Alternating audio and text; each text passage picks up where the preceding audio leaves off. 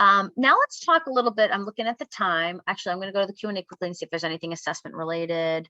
Assessment for ages 5 to 11. When you do a risk assessment for a little kid, this is the same type of assessment, but you rely much more on the parent and the other collaterals for the information. And you really need to make sure about access for these kids. Okay, are there specific laws regarding notifying the parent of a student of a, that's a great question. You know, I think you have to notify the parent related to some of these screeners if you're concerned. But, you know, I think that's going to be, this may be different from state to state of what you need to do. I know in Massachusetts, because I've done school social work for 2 years. It was a great 2 years. I learned a ton. And I know when we had kids who came in and endorsed suicidal thoughts, if there was no plan or intent and it was low grade, I would often in those cases, you know, ask who knows about this. And sometimes their parent knows already. They say their parent knows already. And I would often say to them, like, you know, is it okay with you if I give your parent a call and you know, just let them know you came in today, and we can talk about what you feel comfortable with me saying to them and what you don't. So I try to inform the parent in as therapeutic a way as possible, and give the kid as much autonomy as you can, because you do want the parents to know. So if you feel like they're not the source of it, and if you feel like they could be in some way helpful, especially if this kid's probably going to need, you know, be really helpful to the kid at therapy. So their parents are going to have to know why you're recommending therapy. So I don't know the laws, but from state to state, but I think it will be, I know though, if you're concerned about imminent risk to the student, you absolutely have to inform the parent. Okay. More recently, some school pupil services staff, especially school counselors, have been refusing to conduct suicide risk assessments due to liability concerns. What liability concerns should school social workers or school counselors be aware of when it comes to screening, assessment, and safety planning at schools? This is an awesome question. I think the liability is not doing anything, actually. Like if you find out, this is what kind of drives me a little bit crazy about this stuff, because if you find out that a kid might be at risk through a teacher or something else, and then the school social worker says, well, I can't do an assessment because I can't, you know, or I can't do a screener because, you know, it's not within my job responsibility, or whatever they say, that's negligent. That's negligent, because someone's given you the information that there's could be a potential problem, and that's your role as a school social worker. Now, that's my opinion. I realize I have a strong opinion about that. So, but I feel like, but this is an issue of liability. However, we have a duty to protect our students. And if there's a concern that a student may be at suicide risk, we really need to be doing at least a screener and then figuring out next steps, whether that means, does the kid need to go have a mobile crisis team come to do an evaluation, or does the parent need to be talked to, or something like that. We can't just leave these things. So that's what I'd say about that excellent question. Then we have Jean Roberts. If a youth denies suicide ideation, do you still ask about their plan? Great question. So I would say, if they're saying to you that they don't have any suicidal thoughts and never have, then I don't think you need to. But they may, if they say to you, well, I've had them in the past, but I don't have them now, which is more common, then I think I would say they're like, have you ever made a plan before of how you would kill yourself? Because you do want to know about prior plans. So that's how I would do that. And then I would say, then I think I'd hear how that played out. And I would say something like, is this a plan you think you may consider again in the future? and just see what they have to say about it. And then that might too, like if you're showing them that you're comfortable talking about this stuff, then they will be more likely to open up to you. That's a great question. Okay. What is the ideal treatment plan for moderate risk, if not necessarily inpatient psychiatric? I can agree, but I'm curious about what is a good alternative. All right, I love this question, Kristen, and this is why we're going to talk about safety planning right now, and that's going to answer your question of what and that's going to answer this question for you, I hope. So, PHP, IOP. Okay, Keely, thank you. I'll explain what these things are in case people don't know what they are. Okay, someone at moderate risk, if you're not going, so these are the levels of care. Okay, there's inpatient psychiatric, which is that's a locked unit, where they are deemed unsafe to themselves to be in there. They are sectioned there, which means their rights get taken away, and and so this is a big, if you want someone going inpatient, you've got to have a real significant concern that they are not going to be okay at any lower level of care. Because, as social workers, we always want the least restrictive level of care for the individuals we work with, okay? The step below inpatient, and I'm speaking mostly for Massachusetts, so I apologize because I think across states, it does differ, but I think they have similar, things elsewhere, but different names. We also have residential treatment, which is, acute residential treatment. Some people call it ART, some people call it CBAT, community-based acute treatment. So that will be the step below inpatient. That is a residential facility that is not locked. So that means they're not at imminent risk to themselves, but they need some more, if we're talking suicide specifically, they need some more intensive treatment for their suicidal thoughts because they're unable to function. They would be at risk if they were at home. The next level of care below that is the PHP, partial hospital program, okay? Day treatment program, you might hear it as. That's usually when a teen will go during the day from, like 9 to 3 or something like that, instead of school, to this program. You would only want to do this if it really felt like they couldn't be managed at school with the supports in the school. Okay, again, least restrictive level of care.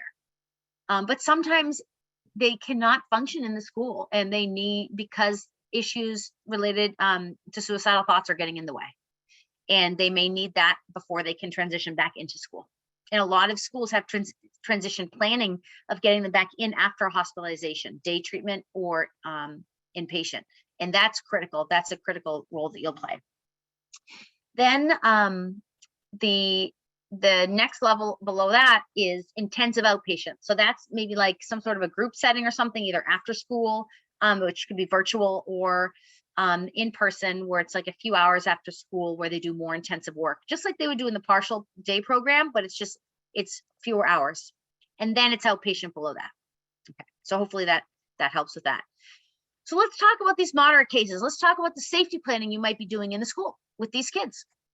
Safety planning, we know, is the only real, I don't want to say only, but it is the evidence-based treatment we know works with suicidal individuals. There's some evidence for some other, like CBT, SP, there's some other like burgeoning evidence for other things, but safety planning is evidence-based. This is what we all need to be knowing how to do with our teens. Okay, so what it is it's a crucial component of interventions used in acute phases of suicidality. So if they're discharged from like an emergency department or an inpatient unit, it's key for that. But you can also use it in schools. If you do an evaluation and you feel like the kid can go home, but you want to make sure that they have a plan in place in case there's a future suicidal crisis. What the safety planning does is it intends to lower the risk of suicide by developing potential coping strategies, a list of individuals or agencies or someone to contact in the event of a future suicidal crisis, and a very concrete and specific plan that can be utilized.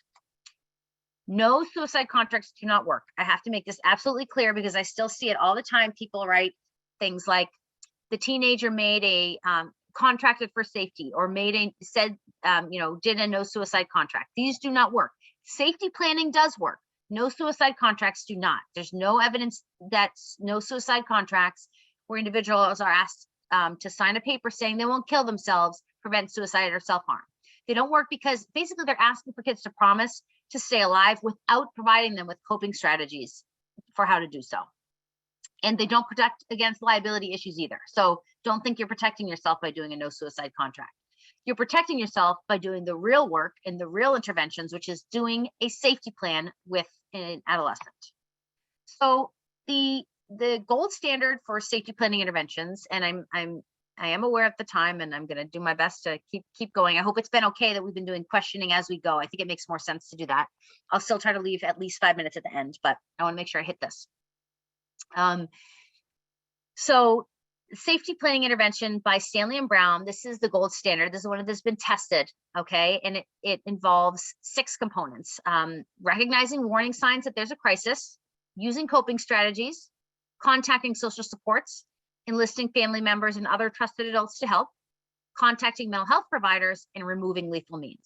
So this is what it looks like. You can Google this and find it. If you Google Stanley and Brown safety planning template, you can find this. Now, this could be really helpful for especially older teens. But as you can see, there's, and it's also, just so you know, there's, this is an example of how one has filled it out. So this person's came up with their warning signs, like that they're having suicidal thoughts, feeling worthless and hopeless, or just to drink. So this is an adult one that adults done. But you're kind of, what you're doing when you're doing the safety plan with them is you're doing it in a conversational way. Okay. So you're explaining to them that, like, you do some psycho ed before, being like, so one thing we know about what can be really helpful when, you know, people are feeling having another, you know, suicidal crisis or having suicidal thoughts that are really strong in the future, one thing we know that can help is doing a safety plan. So are you willing to do that with me today? You know, usually they're like, okay, sure. So then you'll do the safety plan with them and you'll say, okay, so first let's talk about what are some of the warning signs that show you that you might be in a crisis. And then you kind of talk through it. And then you either have them write them down, they might want to write, or they might want you to write, whatever is best. Or as you can see here, there's an app. They could do it right in their phone. Okay, so that might be better. But however you want to do it. But this, if you go to the App Store and do safety plan, this will show up, and it's free. Okay. So you go through basically these, you know, all these things. You come up with you know, and at the very end, which got cut off, there's the last one is, what are your reasons for living? And so they would write that there too. Okay, so so this, as you can see, this feels kind of adulty, right? One of our research team at Children's decided we wanted to come up with a different one, a little bit, but using this gold standard of the Stanley and Brown, we wanted to make one that's a little more kid friendly, because parents, you know, the other thing too is when you're doing an intervention with a teen, the parents need to be involved as well. So when you're doing a safety planning intervention, but this individual plan doesn't really give room for that, which is what what we're thinking and feeling. So we developed a new thing called the Adolescent Safety and Coping Plan. Basically, and this is something probably beyond the scope of what you'll do within schools. So I'm just going to go over it really quickly just so you can see it. But basically the clinician, it involves the clinician and the teen and the parents working together to create a plan to keep the teen safe, encourage healthy coping, and increase parent-child communication. We developed this upon return home from the hospital, but this can certainly be done in a school setting. If you know, it's something that your school would allow for and is within your role. The first step, there are 3 parts of the session. The first one, the clinician meets with the teen alone to develop the plan, the teen's plan, and keep them safe in a crisis. And the second part is the clinician meets with the parents alone to develop the parents' plan. So that's what's different too, is that the parents have their own plan of how to keep their kids safe, and the kid has their own plan to keep them safe. And then the clinician meets with the teen and parents together to review the 2 safety plans and the safety scale, which I'll explain, and discuss a plan for when and how they'll use them together, as well as some barriers and facilitators of what might get in the way. And if you want to look at, this is the below is the article. And what we've done with this article is we have put we have published the entire manual. So if you want to use it, you can use it. We want to make sure this wasn't something people had to buy. We just wanted to get it out there so that if this seems like something you want to use, you can use it. So this is an example of what the kids looks like. See, it's a lot bigger. It's got more white space. It feels like, you know, and this was done in this qualitative study where we asked them what they think would be how we should change it. So they wanted the reasons for living to be prominent. They wanted to identify their stressors and triggers. They wanted to identify ways they can help themselves in that moment and who can help them. And so they would write down specific people and phone numbers. The parents, and here I'll go to the parents. The parents have written down here, what are their kids' stressors and triggers, how they can keep the home safe. So this is where you do a lot of talk on means safety with the parents separate from the kid. What blanks, so what the kid can do to help themselves. So that's where you basically input these ways that they can help themselves into that part. And then what I can do as the parent to help them. And then people who can help me, meaning people who can help the parent, because parents need support in this too. And here's the safety scale. I'm not going to go into it, but from a scale of 1 being completely safe to 6 being completely unsafe, you want to go through with them, help them identify how they feel, how they act, and what they need in each of those moments, because it gets this more nuanced sense of what they can do to help themselves and how others can help them in moments where they feel unsafe in a suicidal crisis. So here's like an example of one, this is a fake, it's a real person, but a fake name. And what she put down for her, you know, her reasons for living, her stressors and triggers, ways she can help herself, people who can help her. This is hers. So basically, like on the number 1, safety, she feels awesome. She acts very happy and she needs her cats because she loves cats. Then the most unsafe, how she feels is suicidal, depressed, and worthless. How she acts, she gets slower, more silent or quiet, or she's screaming. So it's one of the two. What she needs to be taken to a hospital in those moments. This is a kid who's being discharged from a hospital. So this was the context in which this was made. And this is an emergency. And again, she needs her cats. Girl always needs her cats. She loves them. Okay. So this is an example of how this would work. And this is the parents, you know, again, they get Morgan's stressors and triggers, what Morgan can do, what the parent can do, how to keep the home safe, and people who can help her. Okay. So that's just an example of how to use an empirically, an evidence-based safety plan for adults and cater a little more to a kid and parent population. Now, with the little time we have left, I'm going to go back to the Q&A first before I talk briefly about some treatment targets and approaches. So we've got, have we ever had to call DCF on a parent due to lack of follow through? I've seen this have to happen, unfortunately. Sometimes I really try to not let it get to that point. But if you feel there's significant neglect there, that a child's suicidal and the parents are completely ignoring your requests for help, you may have to do it. But I really urge you to, if you're going to do that, go that route where you're going to have to call and report, make sure you call the parent and explain to them that you had to report and why you're a mandated reporter and why you had to report, and give them those reasons. Okay, in our district, we're being encouraged to send students in an ambulance if high risk or moderate risk. I think to someone unsure, an additional assessment, I understand, but it does diminish parent involvement. Not only does it diminish parent involvement, but it's actually can be really scary and traumatic for a kid to be taken in an ambulance to a hospital. I'm not sure that's the most therapeutic way to do it. I feel like the school district may need some, knowledge about, trauma-informed care of individuals, and that especially if a kid has a trauma history, to make them get in an ambulance to go. I'm not sure that's the best idea. But this is a really difficult thing. No, I see this happen a lot, and I'm not saying it is sometimes indicated. Sometimes it needs to happen, but not always. And I think that's why trauma-informed care is imperative here. Margaret says, in regards to creating safety plans, what if there's pushback in school districts? I'm sure there is. I've known some districts that have pushed back because their social workers are not LCSWs, and this more predominantly falls under that domain. You're right. Some school districts will push back, but I think I would push back more and say, okay, but it's more unethical not to do anything. So that's how I tend to push back with these things, is like, it's pretty foolproof. If you go with Stanley and Brown's, I would just go with the simple Stanley and Brown if someone's not licensed, and they, do what is evidence-based, and it's simply helping them fill this in. And you're doing so much for that kid by just sitting there and doing it with them. You're equipping them with skills they need. Yes, it is a clinical form, but I mean, we have milieu staff who do these things with them too. So it's really not, it's not rocket science here, but if we don't do it, we're doing a disservice and we're being unethical. That's how I feel about it. And I feel like you can push back against them with that.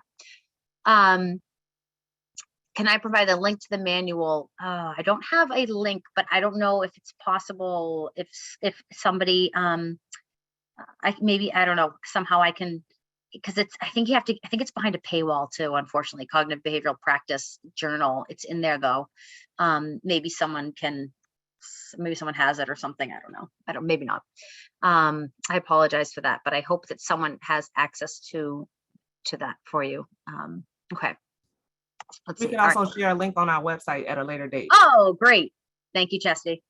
Okay. So, all right, now let's talk about treatment targets and approaches with suicidal individuals. I know we don't have too much time, but I do want to just make sure we're all aware, and knowing that in school social work, you're not the majority of school social workers. Sometimes it's different in a private school or, prep school, something like that, but you're really not always doing therapy, long-term therapy with them. Some are, some aren't. So, but I do think it's important for people to be aware of some different approaches and what's helpful.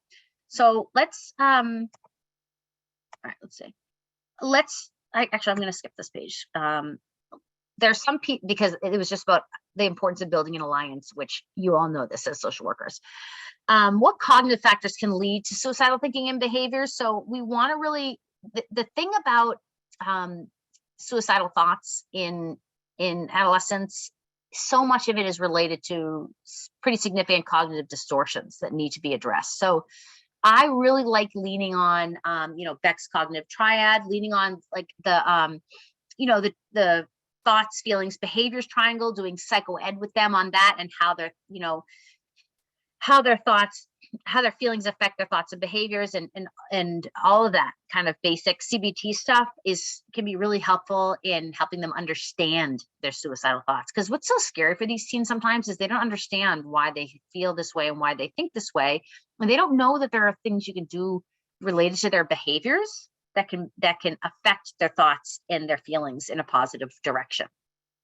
So doing some of that work can be helpful with addressing some of those cognitive content deficits, we call them. So there's also some information processing deficits. And what we mean by that is, especially this idea of cognitive rigidity, where they're just so fixated on, feeling badly, and this attentional bias to the negative.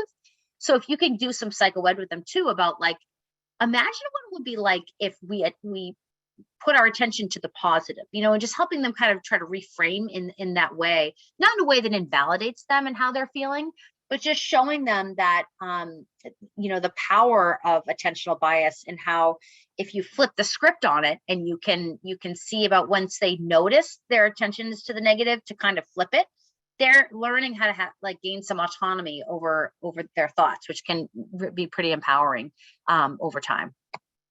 Yeah, this is just the cognitive triad, which goals for treatment. If you're doing CBT, and CBT really is, I would say, the frontline approach when you're working with a depressed suicidal kid, because we know CBT is best for depression in general. And if you're noticing a lot of hopelessness and that sort of thing within the suicidal individual, you want to make sure you're addressing goals of, number one, specific. You want to address these specific cognitive biases and distortions. You also want to develop behavior skills, things like problem solving, acceptance and tolerance of emotional pain, improving communication skills, reducing environmental stress, and developing support. So these are like the general goals for treatment if you're doing CBT with a suicidal individual. I love this thing. You can get this on Psychology Tools for free. it's the unhelpful thinking styles. I use this a lot with a lot of my teens that I work with, and I'll be like, do you notice you do any of these things? If so, how? And we kind of talk about it. And what they don't kind of get is that they're actually able to make those changes themselves too. Like they don't have to sit in the all or nothing thinking. They can try to find a way into the gray. So I like this as a way of working with them. I think this is something you can absolutely use in schools too. When we look at things like hopelessness, reasons for living can be a good thing to do. And there's this whole reasons for living inventory you can look at. If you Google reasons for living inventory, it pops up. It can be really helpful to do one of these with them. Problem solving skills. I love this solve approach. So again, I know I'm throwing a bunch of little things at you, but if any of these things you like, just Google it and you'll find it and you'll be able to do it with your students. So this solve approach is awesome. S, select a problem. O, generate options for how to handle it. L, talk about the likely outcome of each option. And then V, choose the very best option. And E, evaluate how well each option worked after the fact. So problem solving is big. And I feel like this can be helpful in schools too, especially since a lot of times the suicidal thoughts are in relation to something that happens within school, either socially or academically. Coping skills too is important. I'm going to skip through to this piece because I really want to hit on dialectical behavioral therapy, because this is best practice for adolescents who are suicidal, and it's not necessarily in the context of depression, but it may be that there's severe emotion dysregulation, or there's a personality component to it, or an interpersonal component to it as well. So these four main components of dialectical behavior therapy include mindfulness, which is being aware of the present moment without judgment. And this is, kids are doing a lot of this nowadays in schools, which is awesome, because this is helping with a lot of things, not just, suicide related stuff, but anxiety. It's a huge helper for anxiety. Emotion regulation is another tenet of DBT, which is understanding and reducing vulnerability to emotions and helping to change unwanted emotions, so that you could feel in a more desirable way. So these emotion regulation skills, this, like I talked about in the very beginning, super key to everything here. Distress tolerance is another one. So that's getting through crisis situations without making things worse, and accepting reality as it is. So being able to sit with that distress and realize they're going to be okay afterwards. This is really good for kids who are very emotionally reactive. Those are good skills to learn. And then we have interpersonal effectiveness skills. This is this can help to get interpersonal objectives met, maintaining relationships, and increasing self-respect in relationships. So that is another, if that is what the driver is of the suicidality, then that is really what you want to focus on. And again, this is the key. It's about knowing what the drivers are of the suicide related thoughts and behaviors. And the Jobs's CAMS approach is all about drivers. What are the drivers of the suicidal thoughts, and how do we address them? So the CAMS, CAMS, if you Google CAMS in schools, they're doing a lot of new stuff for CAMS in schools, and his stuff is awesome. They do great work with his team. So to recap, best practices to use with suicidal individuals include safety planning with everybody with suicidality. It never can hurt to have a good safety plan for anybody you work with in schools who have suicidal thoughts. Cognitive behavioral therapy is good if there are cognitive targets, like things related to thoughts that are causing some of the suicidal crises.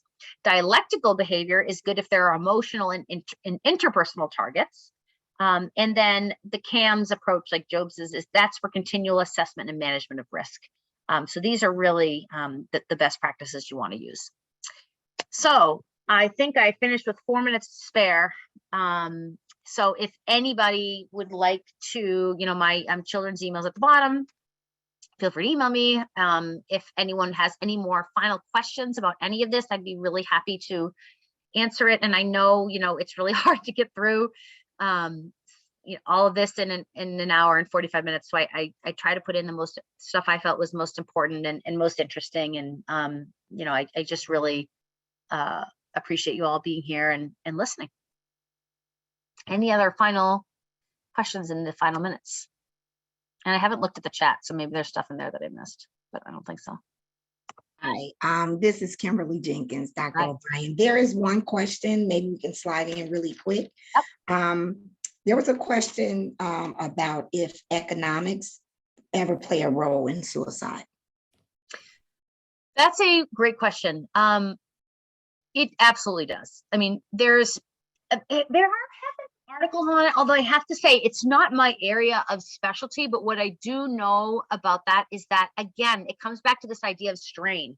If someone's economic situation is putting them is a stressor for them, whether that's chronic or acute. So maybe people who live in poverty have a chronic economic stressor, but maybe somebody who has been middle class and then all of a sudden both parents lose a job or something like that.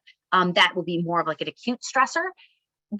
It's absolutely a contributor, which is a really important question too. I'm glad you brought that up, because now post-COVID, who knows what's going to happen? I think people are all, cautiously optimistic that, oh, good, the suicide rates didn't go down in 2020. But I mean, let's just see when the 2021 rates come out and see if that changes. And also ongoing with, and I don't mean to be a huge, Debbie Downer at the end of this presentation, but we have to be realistic as social workers that your students are going to be having various levels of impact from this pandemic economically. And it is, of course it has an impact. It's just as everything, in our, social ecosystem has an impact. So yes, it does, because it adds to the strain experienced and the feeling of being trapped and no way out. Wow. Well, thank you so much. I'd like to thank all of our partners. I saw a lot of names in here today. This was wonderful. And I'm going to turn it over to Professor Owens, and she's going to direct everybody for the post survey. All right, thank you. Again, I want to thank our keynote speaker, Dr. O'Brien, for engaging us in this talk about taking action on youth suicide. Also, I want to thank you all, our audience, for really engaging us in conversations through your questions. There were a lot of really awesome questions that were asked, and it also led to great discussion. So thank you for that. At this time, we are going to go ahead and launch our post-conference survey. So we are going to go ahead and share the link. This survey needs to be completed before you leave today. And we are also launching our CEU PDH form as well. So both of these forms need to be completed before you leave today.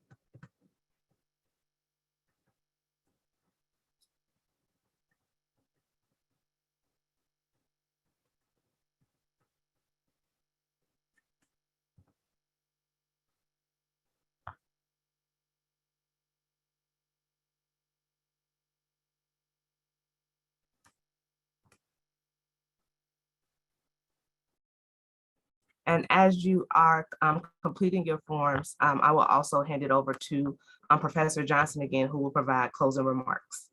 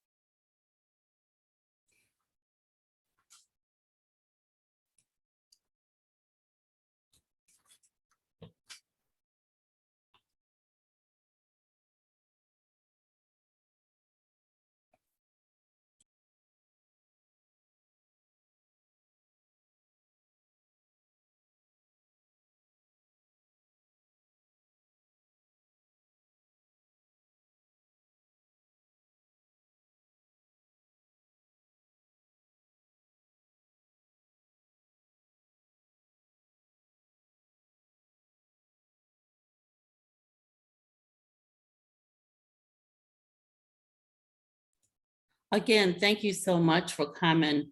While you're doing your forms, we'd just like to share one announcement with you as a part of our closing. First of all, we will look forward to seeing you at our booster session, which will occur in late fall. But we do want to share this really important announcement about the Postmaster's PEL program, which is being reopened because of some recent legislation. And we really we'll share this in detail with you in an email following this, but we really want you to spread the word and help us recruit potential applicants. So due to a recent legislation, scholarships are being made available to target populations of social workers, people who already currently have a master's and are interested in going back to obtain the PEL license. And the target population is geared towards a racial minority social workers who might be practicing in the field now. Because of this legislation, the scholarship that's available for that population of applicants, we will be reopening our PEL license program on June 28th. We'll be open for just 1 month until July 27th. And we hope that you can spread the word and help us to recruit students who might be interested in participating. The goal of the recent legislation is to really provide more access and resources and supports to students and families from these that would include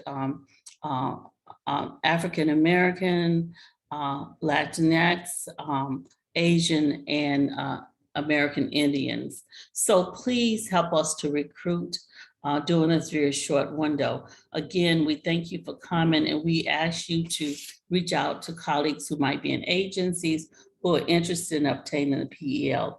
And this, you will probably see this information coming out from many of the universities because this is available to all public state universities.